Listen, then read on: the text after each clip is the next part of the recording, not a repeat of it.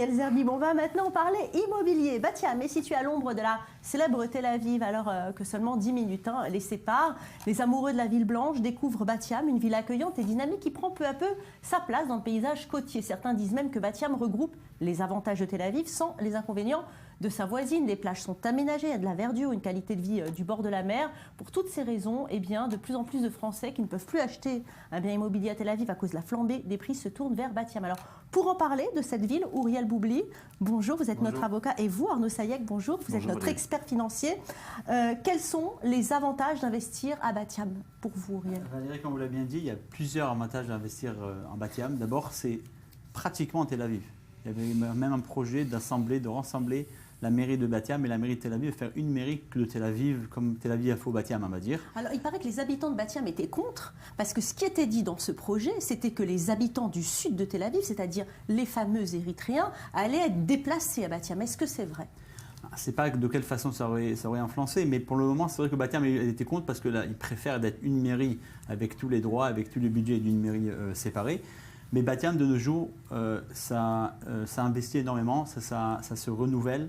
Il y a beaucoup de projets de Tama 38. C'est même pas 10 minutes de Tel Aviv. Il y a même une promenade entre Tel Aviv, Batiam et Rishon LeZion. On peut y arriver en vélo. Il y a le tramway maintenant qui va faire le lien entre Batiam et Tel Aviv. C'est sûr que c'est un investissement de nos jours avec les prix de Tel Aviv qui peut être très intéressant. Bon, alors normalement, le tramway qui devrait arriver d'ici 5 ans. Mais pourquoi ça a mis tellement de temps à se développer Batiam, Arnaud? Pour la simple raison, c'est tout simplement, il fut un temps où il y avait un maire qui n'était pas très actif à Batiam. Ce maire a été remplacé par quelqu'un justement qui a un petit peu changé la donne, changé les choses, d'une manière, on va dire, non conventionnelle, qui n'a pas été vraiment satisfaisante aux yeux de beaucoup de monde.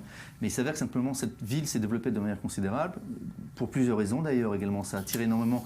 Tous ceux qui cherchaient un bien sur Tel Aviv sont reportés sur des villes comme Ramat Gan et Batiam. Mais comme vous l'avez évoqué, c'est la ville également où il y aura un tramway, c'est la ville également des Tama 38, c'est la ville qui est située sur le littoral également face à la mer. Il y a beaucoup de Tama 38 à Batiam, oui, plus qu'ailleurs. C'est la ville des Tama 38, Pourquoi? effectivement. C'est une des villes des Tama 38. Parce qu'il y a beaucoup d'immeubles très anciens qui ont été construits avant 1980. C'est pour ça que les gens, au premier coup, ils ne voulaient pas acheter à Batiam parce que c'est des immeubles anciens. De nos jours, quand le Tama 38 a pris une sorte de plus-value, ça commence à avancer et se faire, on va dire. C'est pour ça que c'était la première ville qui a été touchée. Alors, est-ce qu'on peut dire qu'on est à 10 minutes de Tel Aviv, messieurs, mais qu'on paye là-bas 2 fois moins? Oui, vous avez en termes de métrage, de prix du mètre carré, vous êtes entre 17 000 et 30 000 du mètre carré, 30 000 shekels pardon, du mètre carré.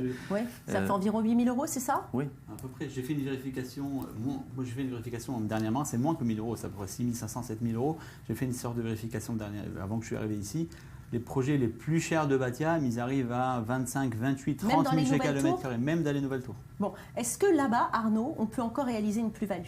Oui, moi je pense également que le potentiel de Batiam également n'a pas été encore atteint. Je pense sincèrement qu'il y a toujours, vous avez de plus en plus aujourd'hui de tours et de bâtiments qui se construisent à l'approche donc de la mer.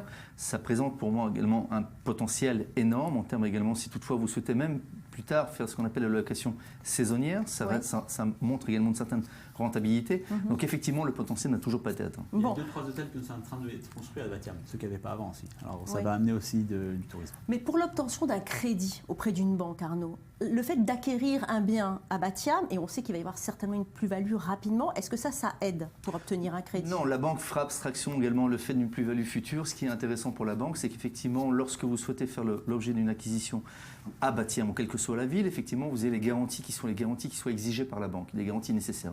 Maintenant, il est vrai que du fait que on parle de plus en plus de Tama 38, les banques ont besoin d'apporter ou de vérifier, d'analyser également plus en profondeur également la nature du projet, de manière à s'assurer qu'effectivement, le projet Tama 38 répond à leurs exigences. Pour tous les réfractaires, on dit qu'à Batiam, il y a beaucoup de russophones, Ouriel. Est-ce que c'est vrai? Et en quoi c'est gênant? Moi, je ne pense pas que c'est gênant. C'est vrai parce que quand il y a eu la grande alia de la Russie, il y en a beaucoup qui sont arrivés vers Ashdod et vers Batiam. De nos jours, c'est des gens qui travaillent, c'est des gens qui sont... ils ont tous les diplômes, on va dire, nécessaires. Ils sont très bien intégrés. C'est pratiquement des Israéliens, on va dire. Ouais. Et Batiam est une ville francophone également, il ne faut pas l'oublier, depuis pas mal de temps, depuis plus de 20 ans, il y a beaucoup de Français qui ont choisi également Batiam pour s'y installer. Il faut voir également que cette ville se développe de plus en plus, du fait également il y a de plus en plus de gens qui ne peuvent pas faire l'acquisition à l'intérieur de Tel Aviv ou de sa banlieue, on va dire, se retournent également vers Batiam, et ça se renouvelle. Je peux dire que moi je vois dernièrement, dès 2-3 derniers mois, pratiquement une sorte de vague, on va dire, de personnes qui veulent investir à Batiam. Des gens qui m'appellent au bureau, qui viennent à Tel Aviv, qui ne peuvent pas acheter et qui vont sur Batiam. Alors il y a de nombreuses tours qui sont de luxe, qui sont en train d'être construites, des hôtels. Est-ce que ça va faire monter les prix? Je pense que oui. Déjà, les Tama 38, ça va faire monter les prix parce que c'est tout le bord de mer de Batiam, c'est des immeubles anciens, ils vont devenir tout doucement des immeubles nouveaux. Et comme Tel Aviv et Batiam, c'est pratiquement la même ville, à ce moment-là, les prix de Tel Aviv vont être influencés sur Batiam aussi. Oui, rapidement Arnaud, pour financer un bien qui est en construction, c'est pareil que pour un bien qui est déjà construit? Pour un bien qui est en... Non, enfin, ce sont deux garanties qui sont différentes. Le process est quasiment identique, mais les garanties, effectivement, pour un bâtiment VEFA est autre également pour un appartement d'un particulier. Merci beaucoup. Voilà, c'est fini pour aujourd'hui. On se retrouve demain pour un nouveau direct. Merci à vous d'avoir choisi I24 News ce soir, 19h, Paris-Jaffa, 20h, Jean-Charles Banoun. Quant à moi, je vous retrouve demain, toujours avec beaucoup de plaisir. Excellent après-midi à vous.